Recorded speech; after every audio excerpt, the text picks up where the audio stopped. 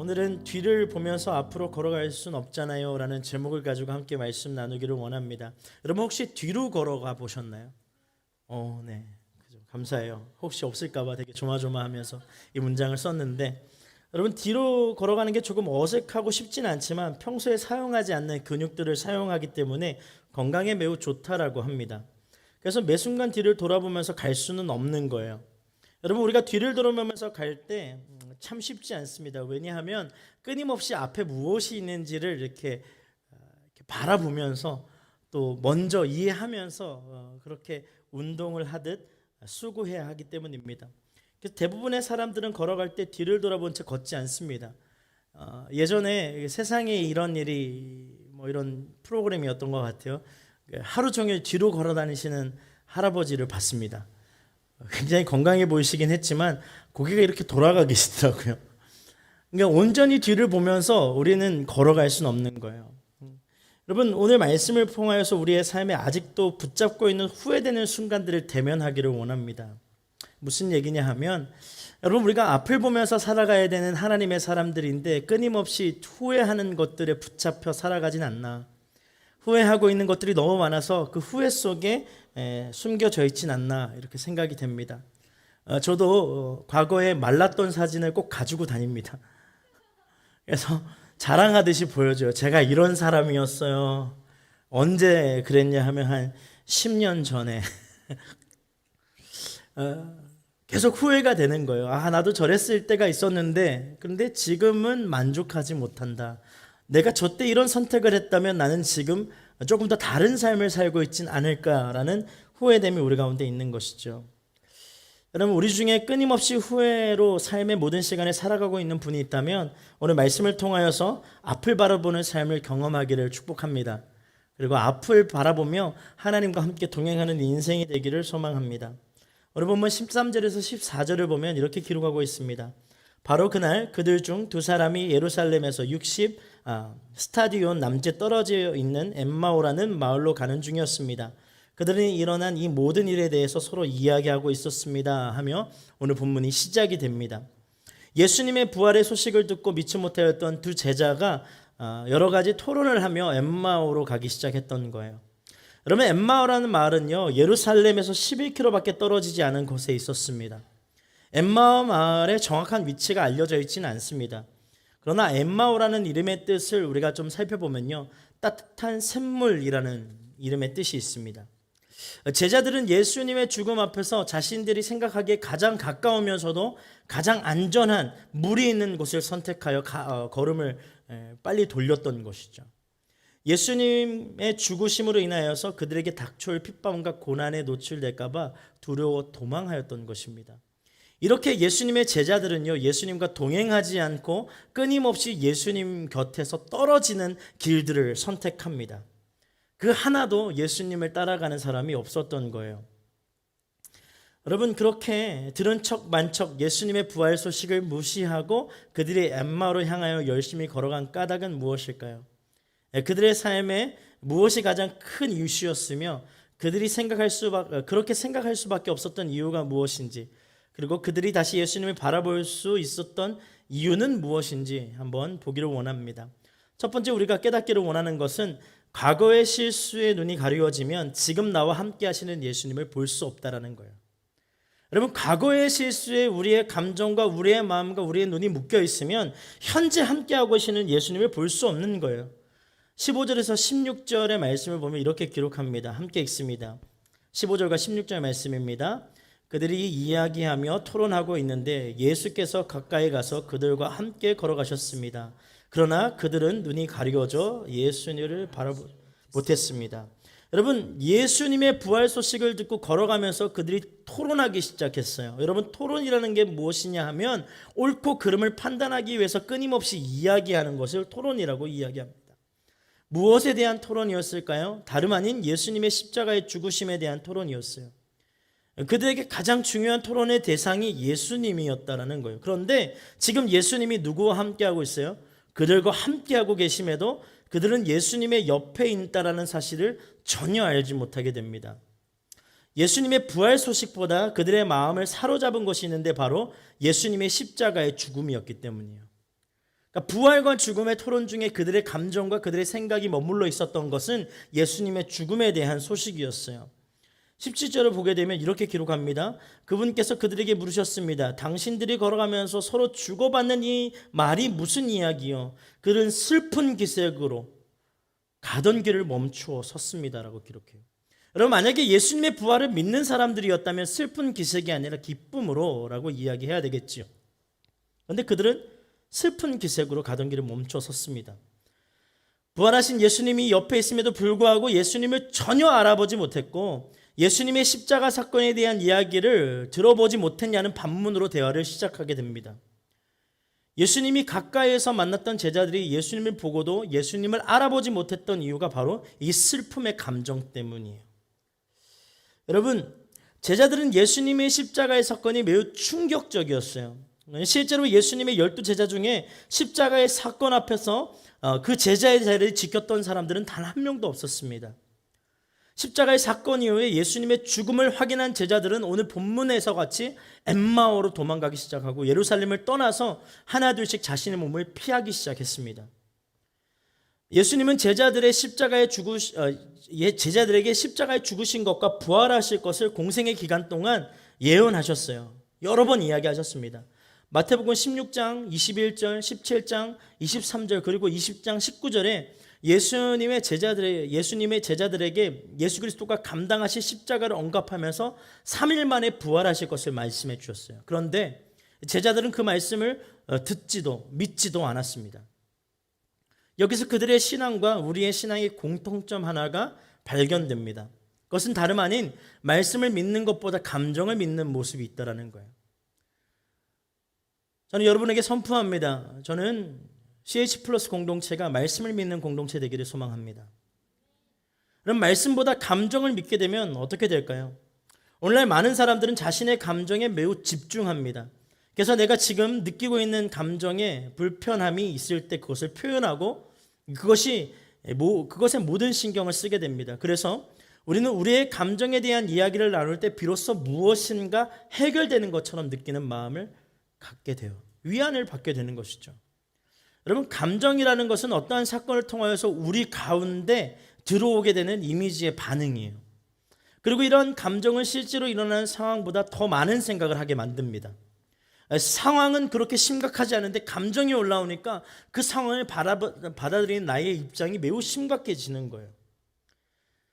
그래서 상대방을 걱정해 줄 때 그 사람이 가지고 있는 팩트보다 내 감정이 더 앞서서 그 사람을 너무 깊이 있게 위로하거나 격려하다가 내 감정이 더 흔들려서 무너짐을 경험하는 때도 있는 것이죠. 일어나지 않는 일에 모든 생각을 집중하게 하고 모든 감정을 더 확대시키는 것이 우리의 이 슬픈 감정입니다. 이렇게 만들어진 착각들을 통하여서 우리의 마음은 얼어버리게 돼요. 아무것도 하지 못하고 판단하지 못하고 경험하지 못하는 그런 상황이 몰려오는 것이죠.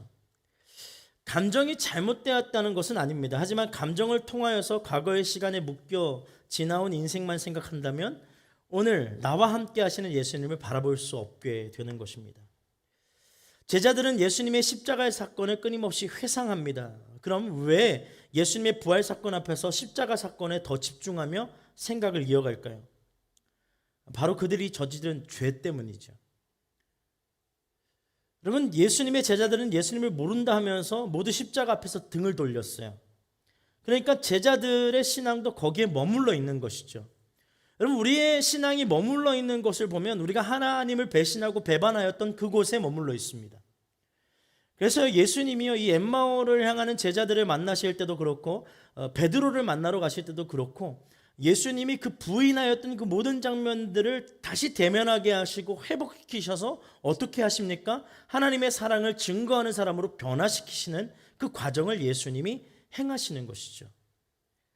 여러분은 어떻습니까? 여러분의 신앙이 멈춰져 있는 그곳이 하나님의 선택을 벗어나거나 혹은 죄를 선택하였던 그곳에 머물러 있지는 않습니까?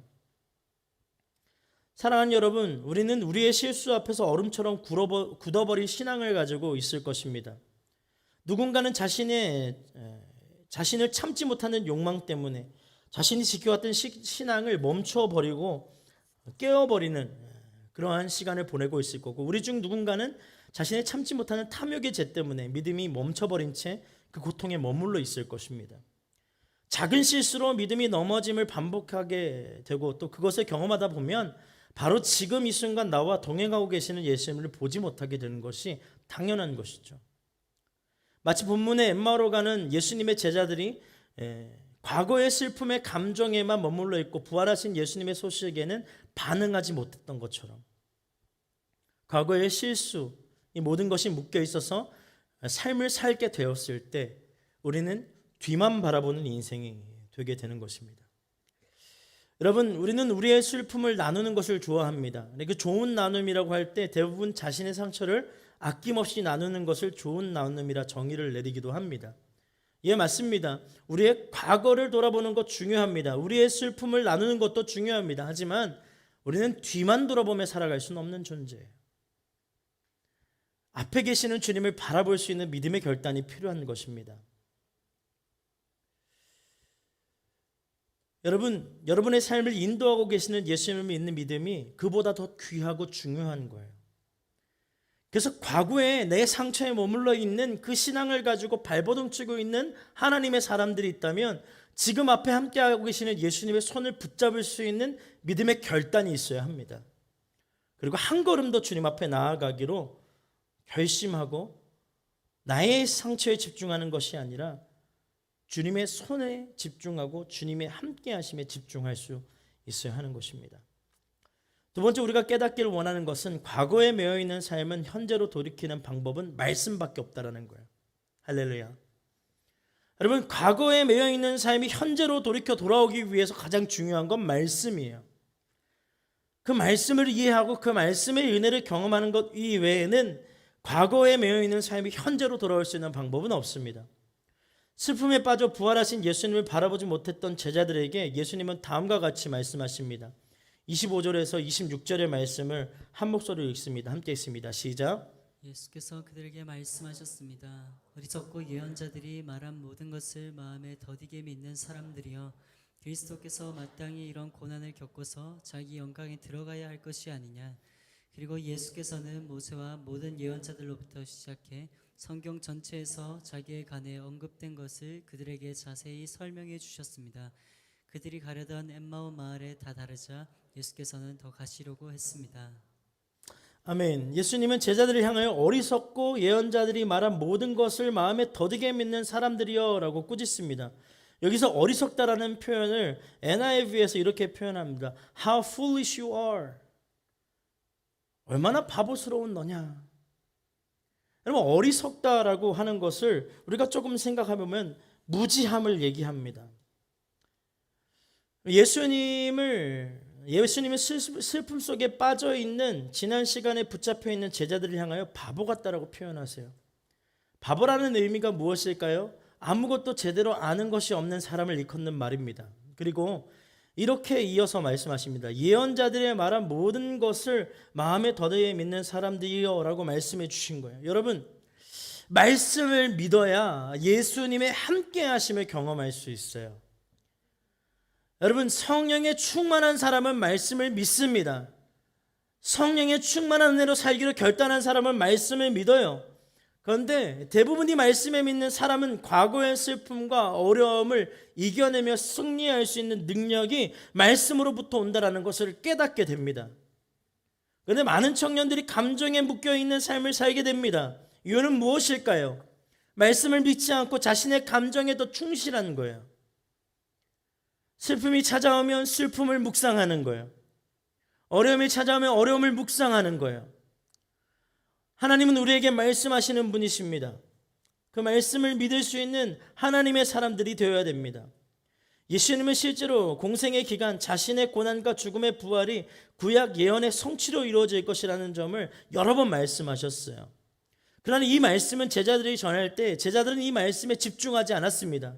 그리고 그 말씀들이 이루어질 때 그들은 놀라 예수를 버리고 도망가게 됩니다. 말씀을 믿지 않으니까 말씀대로 이루어지는 현상들이 이상한 거예요. 여러분, 놀랍지 않습니까? 말씀을 믿기로 결단하고 우리가 신앙생활을 하며 교회에 나와서 함께 예배하는데 말씀대로 이루어지니까 도망치기 시작하는 거예요. 여러분, 이런 방황하는 제자들에게 예수님이 바보스럽고 믿음이 없다라고 꾸짖으신 것입니다. 여러분, 우리는 말씀을 들을 때 우리의 자세를 돌아볼 수 있어야 합니다. 예수님의 말씀을 들을 때 제자들은 항상 그 옆에 있었습니다. 그리고 예수님의 죽음을 선포할 때, 그리고 사흘 후에 부활하실 것을 이야기할 때도 분명히 그들은 들었습니다. 그런데 그들은 말씀대로 행하시고 부활하신 예수님을 보지 못한 이유가 무엇일까요? 들은 것을 믿지 않았기 때문이에요. 예수님이 복음을 증거하실 때 항상 이런 말씀을 하십니다. 귀 있는 자는 들을지어다.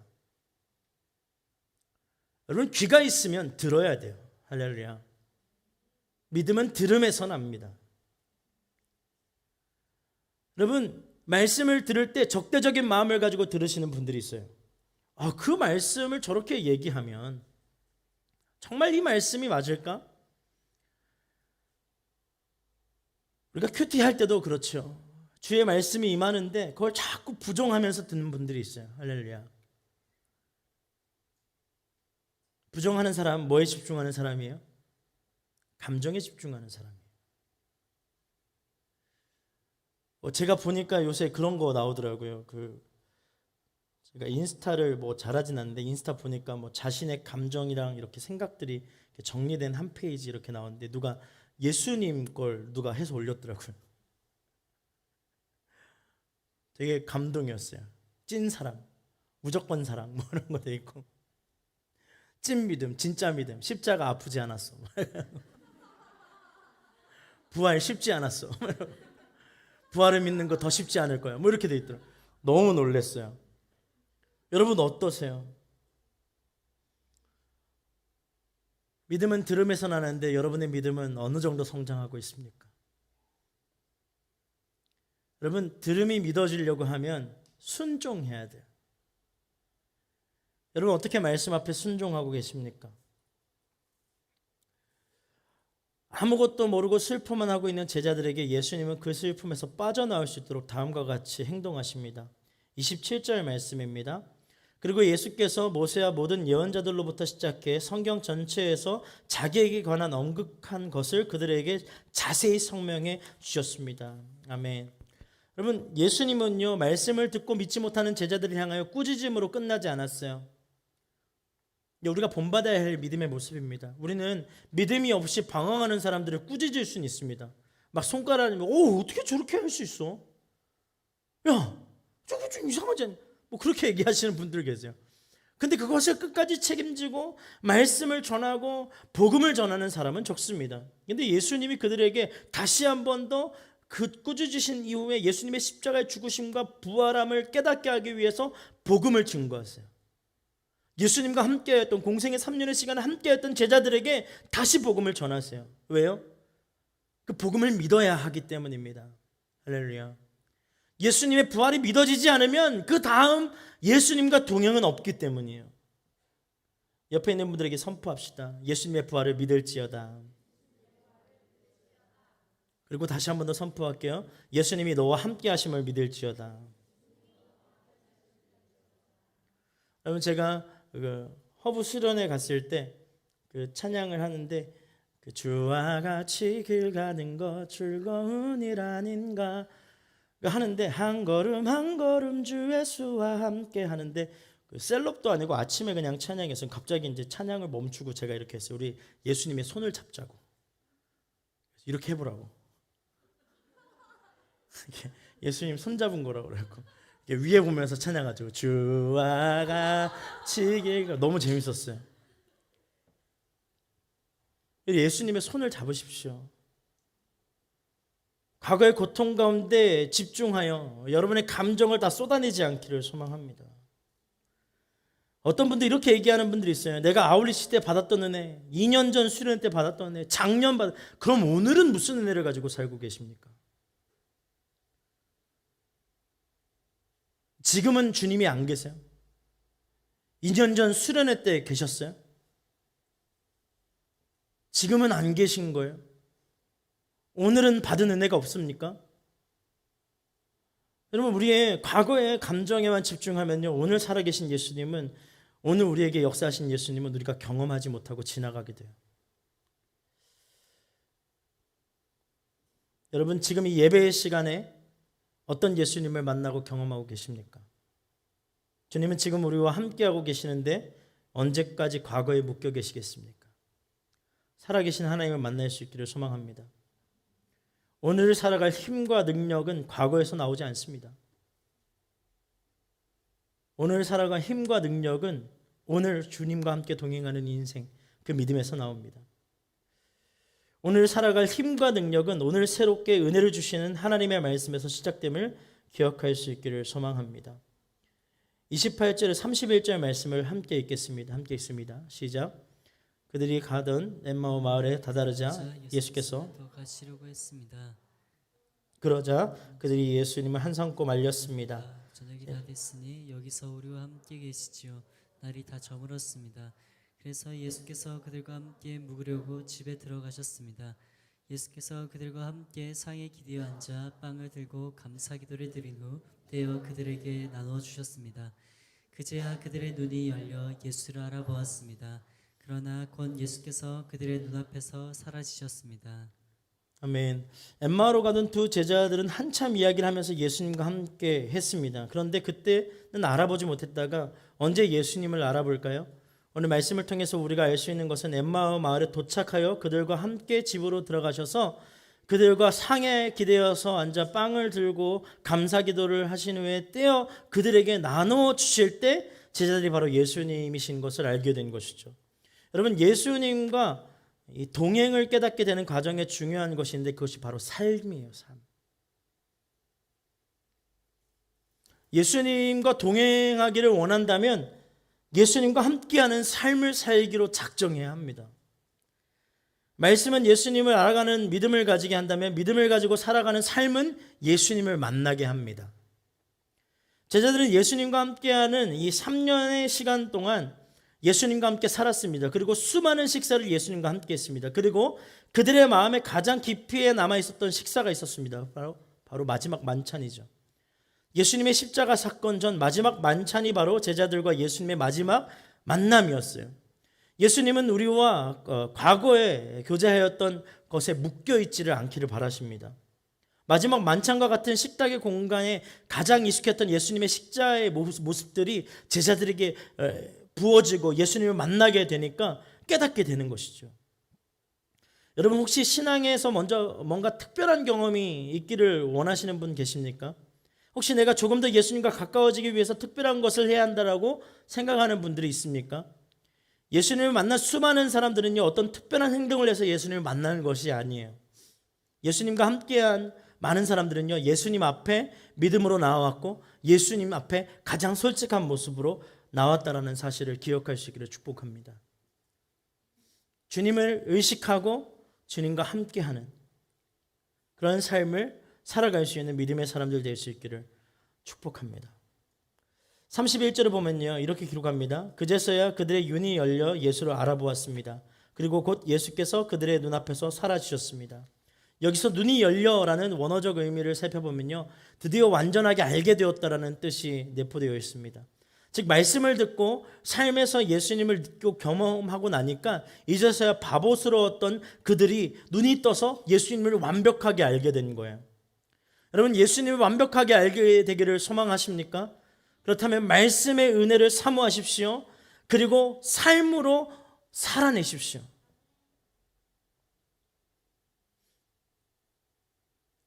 여러분, 말씀을 삶으로 살아내기 위해서 우리가 가장 먼저 선택해야 될 것이 바로 복음 증거예요. 제가 CH 플러스 와서 한 주도 안 빠지고 이야기하는 것이 있습니다. 복음 증거예요. 복음 증거. 복음을 증거할 때 우리는 예수 그리스도를 닮게 돼요. 여러분, 착한 사람 되면 복음 증거할 수 있을까요? 아니요. 우리는 착한 사람이 될 수 없어요. 행복한 사람 되면 복음을 증거할 수, 아니, 우리는 행복한 사람이 잠깐 된 것처럼 연기할 수 있지만 그렇게 되지 못해요.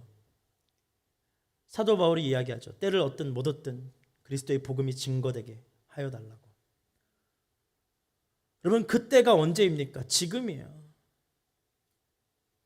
여러분이 인격적으로 변화되고 나서요? 아니요. 복음을 증거하고 나면 인격적으로 변화되기 시작해요. 여러분 예배가 회복되기를 원하십니까? 그럼 정말 노방 찬양 한번 해보세요. 제가 여호수아 공동체에 있었을 때 한 달에 한 번 그룹에서 그 양재 10번 출구 앞에서 노방 찬양을 했어요. 10번 출구 앞에서 노방 찬양하면 되게 재밌는 게 여호수아 지체들이 대부분이에요. 지나가면서 전사님 안녕하세요, 목사님 안녕하세요, 와 찬양 와. 근데 여러분 그거 아세요? 양재역 10번 출구에 뭐가 있을까요? 예? 카페요. 가정법원이 있어요. 그 앞에 다 이혼 소송 전문 변호사들이 있어요. 그럼 제가 뭘 했을까요? 대적했어요.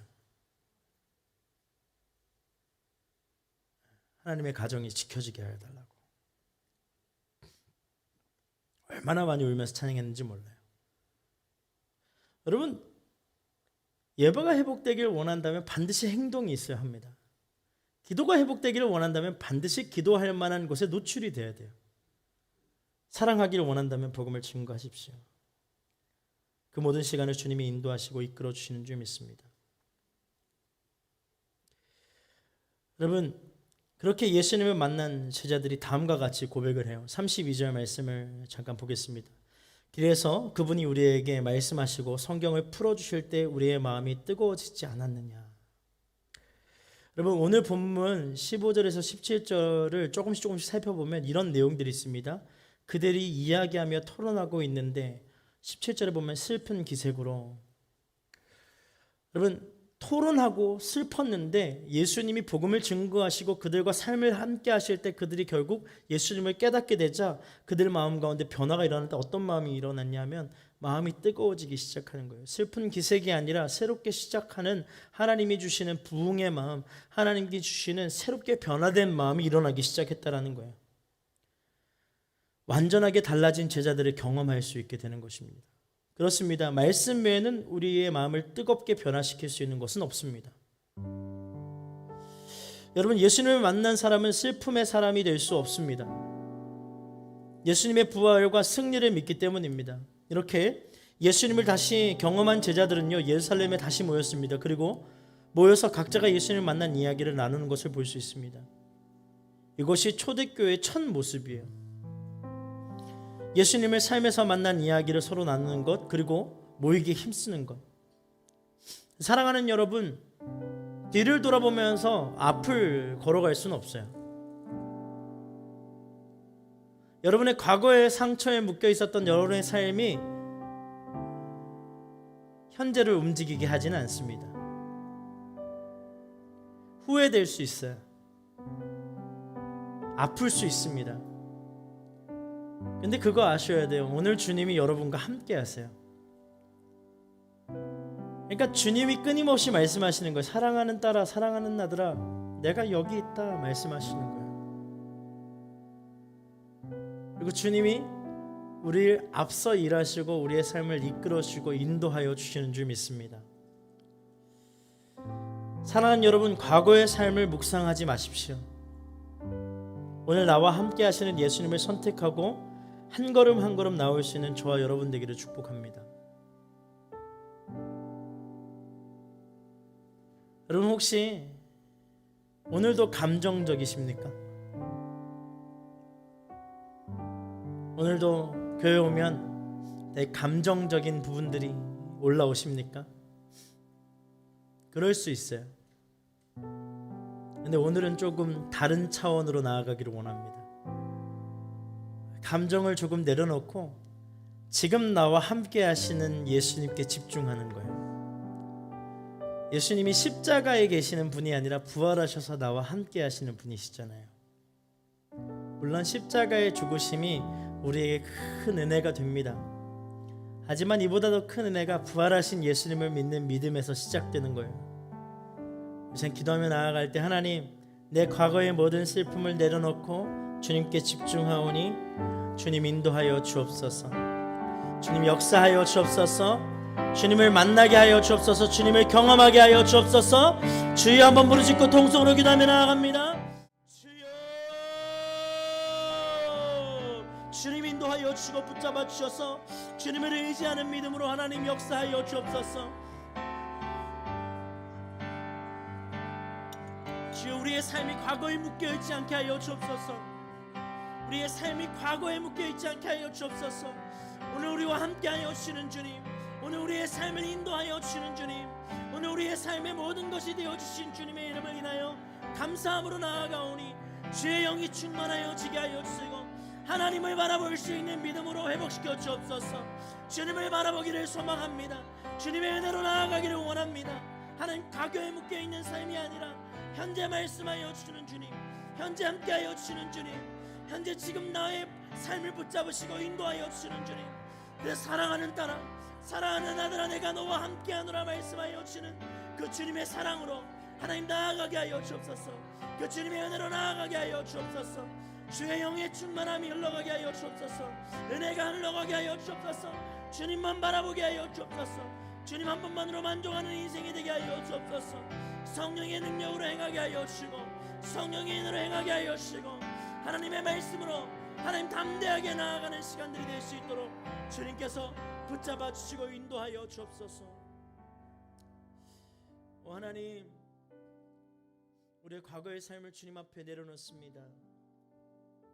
해결되지 않을 것 같았던 우리의 과거의 미움과 상처도 주님이 내려놓습니다.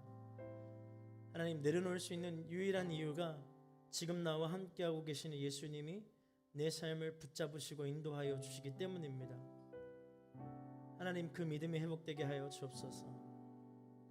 불안해하고 힘들어할 수 있습니다. 하지만 길을 만드시는 주님을 의지하는 믿음 잃지 않게 하여 주시고 믿음대로 행하며 살아갈 수 있는 하나님의 자녀들 되게 하여 주옵소서. 청년의 때에 힘들고 어려운 순간들을 맞이함에 있어서 담대한 믿음을 주시고 나의 삶을 이끌어 가시고 인도하시는 분이 하나님이심을 인정하며 믿음의 눈으로 살아갈 수 있도록 주님 축복하여 주옵소서. 함께 하실 주님을 찬양합니다. 감사드리며 예수님의 이름으로 기도드렸습니다. 아멘.